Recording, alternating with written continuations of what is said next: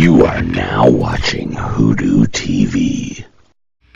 Welcome to WhoDooTV. We're with Jenevieve Broomall, and we are happy to have you here. Happy to be here. We know your work a little bit from Secret Weapons and the Bloodshot covers that you've done. Right. And you've done quite a bit of work with covers and art. Yeah, I've been around. I jokingly say that with comics, it's kind of like reverse dog years. So I've been in the industry for about going on 8.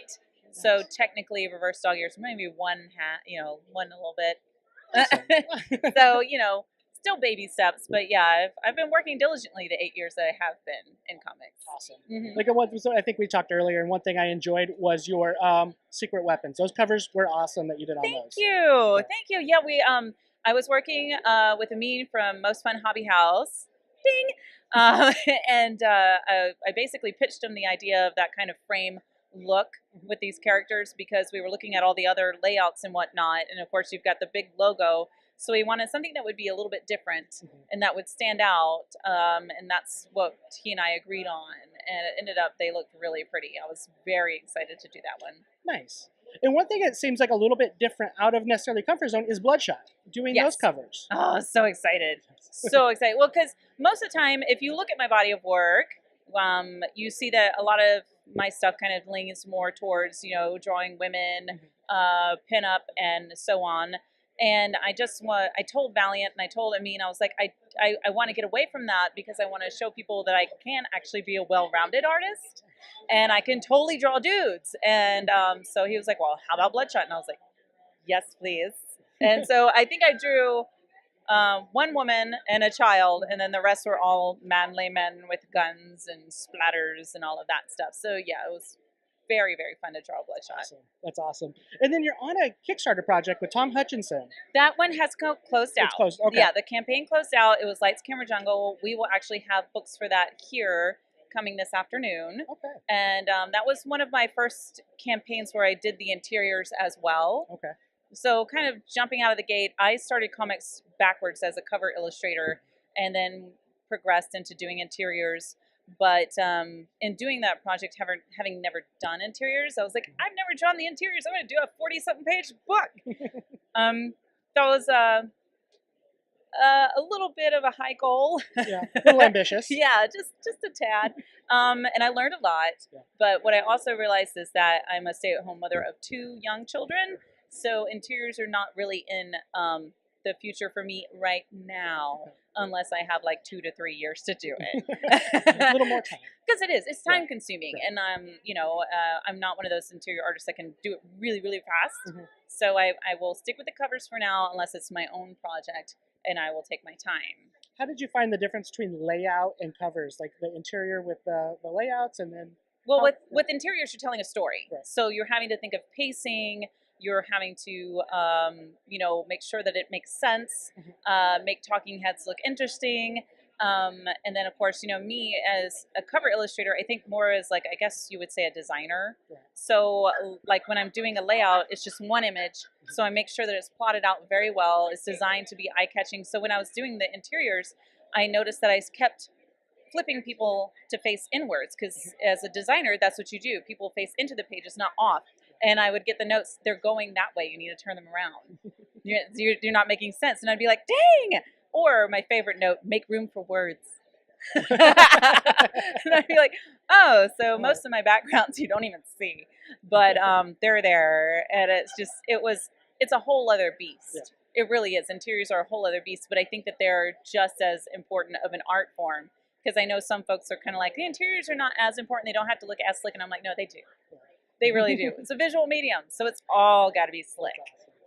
And then, so what is your process when you're doing like the covers necessarily?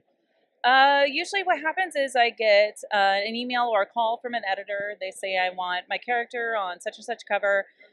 Sometimes they give me references of kind of where their vision is. Some companies are stricter. Others just kind of give me a list and let me go. I know that with Brian Polito with Coffin Comics, who does who owns Lady Death and does La Muerta, which I drew a lot of their covers.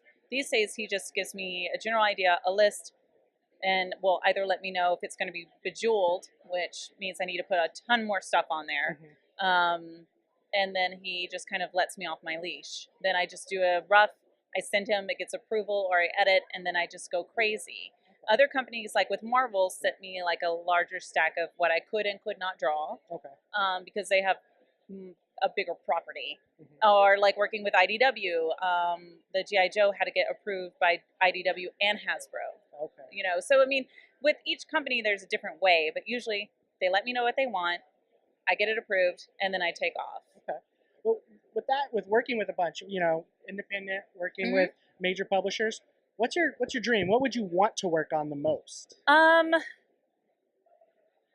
Really, my dream nowadays is not necessarily like, I want to work for so-and-so. What I dream of is I want so-and-so to come and be like, oh my God, you're amazing. I want your stuff. And be like, yeah, I know. Call my people. So that's my goal. Dream big type thing. I want them to come to me. But that's probably not going to happen for a few more years when I'm a little old lady, arthritic and drawing in the corner. But hey. I'll be that little lady arthritic drawn in the corner. It's not going to stop ever. And is there another character you have your eye on that you would like to do something for? Yeah. I would love to draw Tank Girl, or like if there was any series with like Man Bat or Spawn. What about Hawkman? Hawkman is awesome. Yeah. Yes. Love it. You look fantastic. And also, oh gosh, what was it? I saw Spiral, if they did a Spiral thing. A Spiral, Spiral, yes. Sorry, go ahead. No, that's great. That's great. And so with what you have out, what is your favorite piece you've done? My favorite piece that I've done is actually one of my top sellers. It's a Princess Mononoke piece because I love Studio Ghibli, and I love it not necessarily because I'm like, it's so pretty. It is pretty. You guys should stop by the table or my website. But I think I like it so much because I learned from it. It was when I first started working with loose inks, and I made so many mistakes with that one image. I redrew it 5 times, and then I learned a lesson of scanning in my artwork and printing it out to color on top of it, because I color with Copics, and then I colored it about 6 times because I just kept messing up. So it's one of those pieces that's bittersweet. I look at it and I'm like, oh, it took me forever, but I learned so much from it. So that's why it's a personal favorite, not because it sells well, but because it taught me many things that I still apply. And what's coming from you in the near future? Near future is more Lady Death covers. If we happen to land other covers, like while we're working these commissions, or commissions, nice. We're still constantly pitching out, but Simone and I are actually nowadays working more on my brand, which is getting more name recognition, building more art books. Like we want to do a Kickstarter campaign with an actual art book. So I'm trying to lean away from so much fan art and try to filter out my own voice, because like I said, I'm known primarily for drawing pinups and women, and I want to show people that I can draw other things. So that might kind of be a little wobbly there for a little bit while I'm trying to push new stuff, and you know how we all are, we don't like change. But I want my voice out there. I want to be seen as, oh, Jenevieve the Illustrator, not, oh, there's that work, you're that person. That type thing. And where could our viewers get more information on you and find your broom closet? Yes, I do have a website. It is the Broom Closet Wix site, and then I also am on Facebook with a page. So it's Art of Jenevieve Broomall. I know it's a lot of letters I have to type in, but sorry. So go to the Facebook page, not my personal page. If you friend request me, I won't accept. That page is closed down, kids. But the Facebook page is wide open. I'm on Twitter. I am on Twitch sometimes. I'm on Instagram, the Broom Closet on Instagram. So yeah, those social media. We actually just launched a YouTube video. So, because we do a lot of Facebook Lives, and we're going to start fast forwarding them and making speed paints and then just kind of talking over them. Now, they might not be narrated by me. They might be narrated by my husband, which would be very hilarious. Because he's going to be like, I don't know what's happening, but she's doing something there.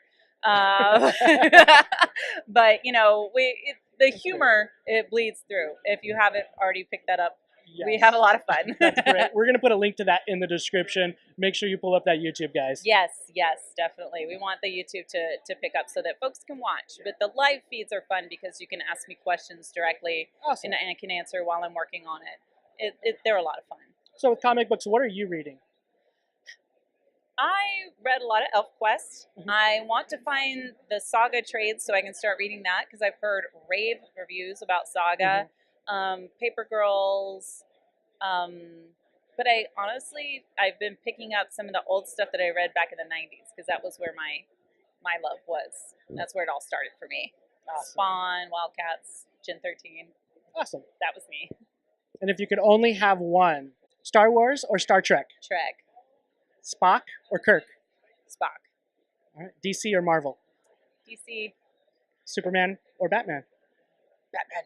Awesome. We want to thank you for being with us. We appreciate it. No problem. It was fun. Make sure you're checking her out. Follow them on their everything, right? Through the website. Yes, follow everything. Twitter. Stalk me. All of it. Thank you for watching WhoDooTV. We want to thank Jenevieve Broomall for coming on with us to talk a little bit about cover art and future projects. If you like videos like this one, make sure you hit subscribe. Follow us on Twitter at WhoDooTV. And also, we want to thank our friends over at Outright Geekery. Check them out for everything geeky.